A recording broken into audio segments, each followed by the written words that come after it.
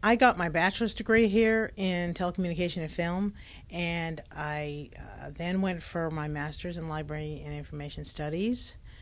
And right after the master's degree, I decided to pursue a Ph.D. in communication with a concentration in information science.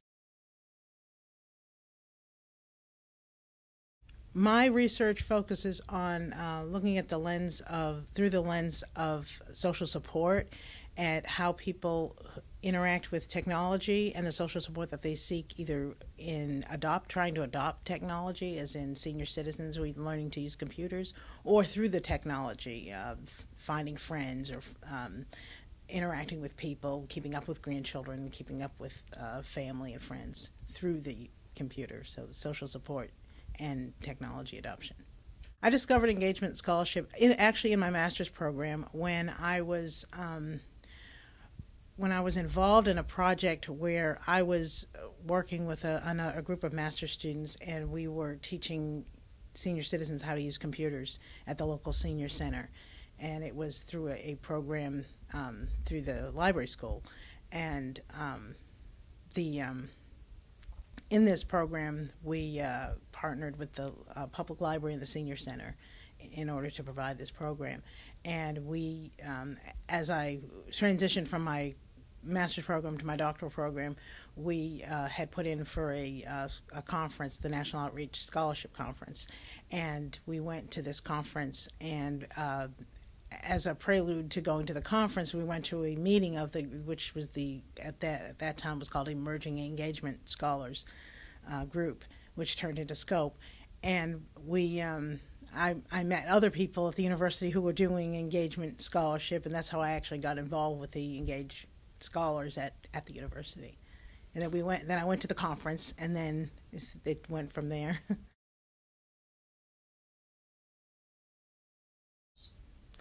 I learned a lot from coming to the meetings and workshops. I learned that there are a lot of people who are doing engaged scholarship and didn't know it, and a lot of people who wanted to meet other people and get ideas from other people, like how to get funding or how to find community partners.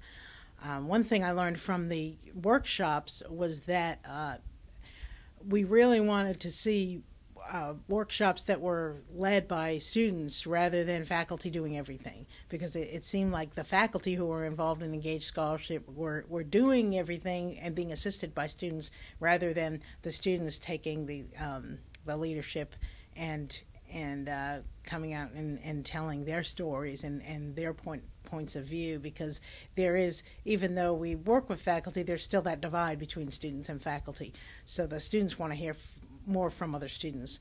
So I learned that from the workshops. I also learned that there is a larger world out there besides just the university. That there are community agencies who are interested in research and don't know where to turn. They want to find out things about the people that they serve in their agencies, and that makes them look for the people at the university to partner with and get that expertise in research and in research methods, and in how to go about finding out the answers to their needs or the problems that they have, and ways of serving their communities better.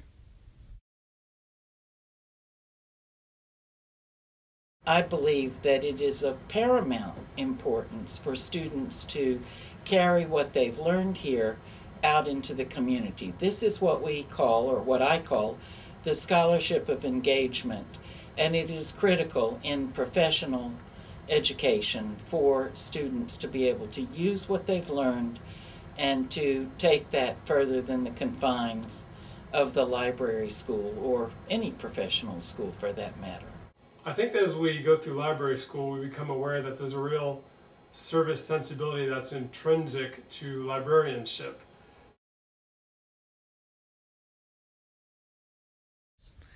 I connected with her through the class that I took with her, which was her information technologies class, and that was back in the fall of '08. And it was in that class that I had heard about the program where she was called Project Fit for Retirement, where she wanted master students to go in and take the services of the library outside the library walls, take it to the senior center, and work with these senior citizens who wanted to learn how to use computers to connect with their children and grandchildren, learn how to use email, learn how to attach pictures, learn how to use the different programs. I learned everything except one thing, one item. I need to come back and have other classes. I don't know how to use that thing. What we wanted to do is go in and take seniors who barely touch the computer or have just a little bit and want to communicate with children and grandchildren and bring them from a level of very little knowledge or no knowledge and move them forward into basic skills, and then from there grow their knowledge through really using the computer for doing more than just skills. So I got involved in that as a teacher, as an instructor. And from that, when I became a doctoral student, I started to do more work for her on the research side, not just the instructing side, but the research side, and went and presented this research at several different conferences, at a gerontology conference and several communication type, local communication type conferences, library conferences, the library conference here in Alabama, one in Massachusetts, and I started to get involved after that with Project Alpha, which is the project where I'm the graduate assistant now.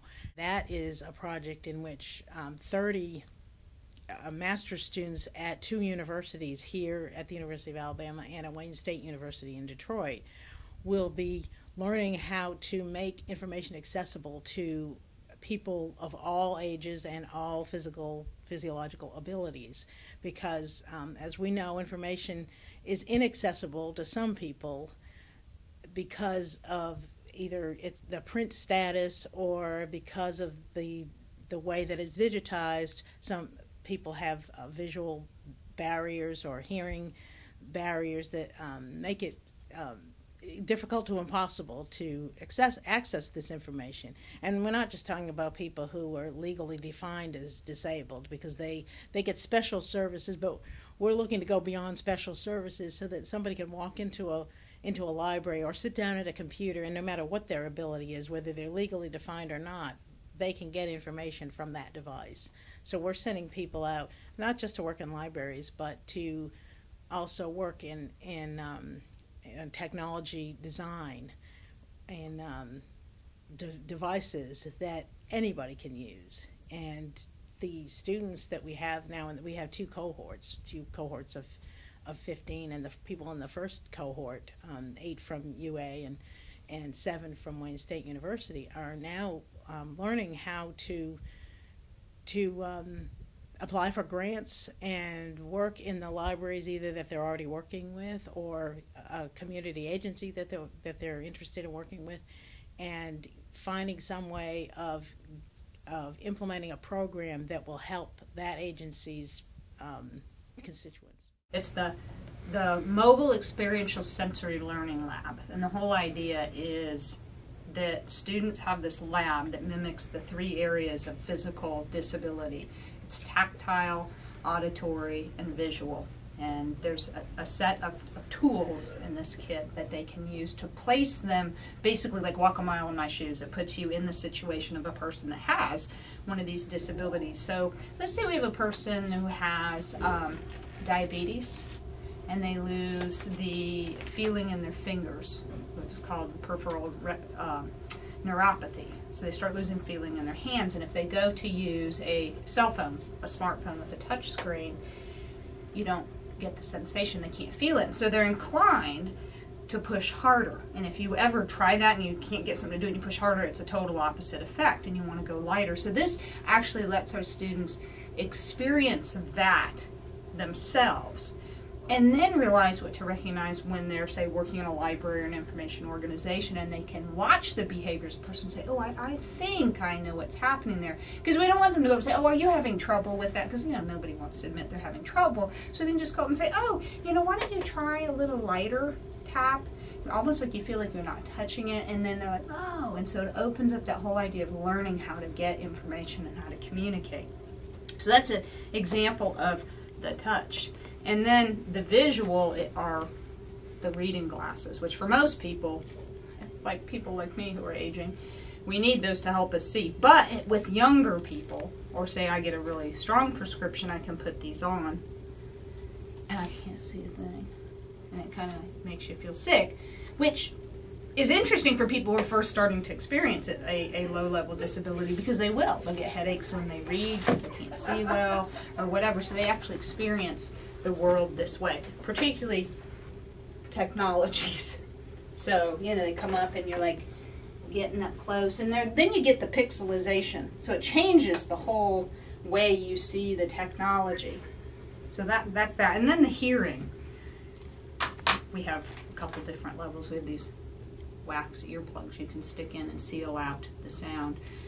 Or if you want a little more sound coming through, so say a mid-level hearing loss, you can put these foam ones in. And if you want total hearing loss, you combine the two, so they can get different levels of losing those abilities.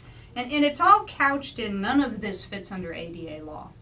This is all disabilities that just fall short of that the majority of the population who is aging is experiencing. And so it creates another, what we call digital divide between the physical ability and using the technologies. So that's our mess lab kit. She is very energetic, and she has she's a big dreamer, and she has a lot of goals, and she finds ways to get her goals, to meet her goals. She finds ways to meet her goals. And working with her, I've learned a lot. I've learned a lot about writing. I've learned a lot about working with the public. I've learned a lot about teaching. She's had me teach. She's had me teach on the spot. And it's a very interesting experience and a good one, which I think will help to prepare me to go out into a faculty position.